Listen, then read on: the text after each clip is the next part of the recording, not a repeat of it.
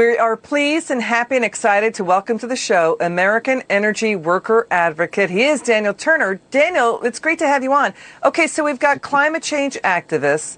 They stopped the Keystone XL pipeline. Now they're targeting the Enbridge pipeline that brings in oil from Canada. But look at this. Now we've got Native American business leaders saying, you ain't going to shut this down. We have hundreds of Native Americans working on this pipeline. We don't want it shut down. What do you say?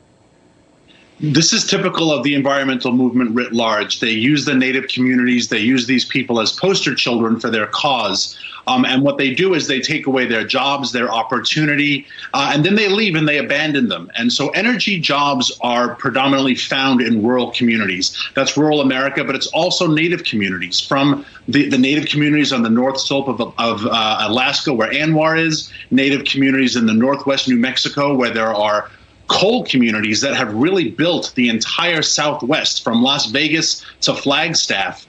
These are Native American communities who have tremendous resources, and with those resources come jobs and opportunities, and they're being used by the environmental left for purely political purposes, and then they will be abandoned by these same environmental left once their objectives are achieved. They've been doing this for decades, and it's an absolute tragedy.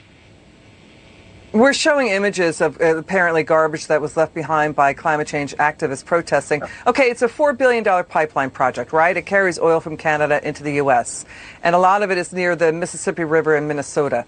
We're talking about 5,200 construction jobs. Also, Native American small businesses want the pipeline. And they say that those who oppose it, the climate change activists, they're not minorities. They're saying they're white.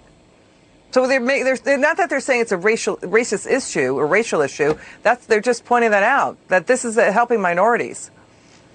In the activism I've seen as I've been doing this job for a while, the climate change movement tends to attract rich liberal whites as a general rule, right? It is kind of a luxury of a community that doesn't have to worry about their coal mine closing, their fracking job, their pipeline job disappearing.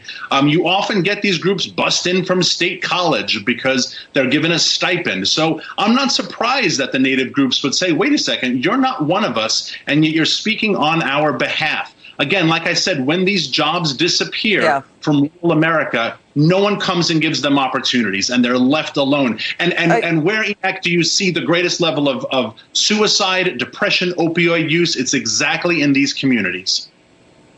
Yeah, we hear what you're saying. It feels like grandstanding because there's more than 2.2 million miles of pipeline in the U.S. I mean, they're just talking about the Enbridge and the Keystone XL. You know what I mean? You need oil and gas to power our factories. The renewables are not there yet with backup storage power. And by the way, nat gas emits lower GSEs than other types of fuel. Your final word.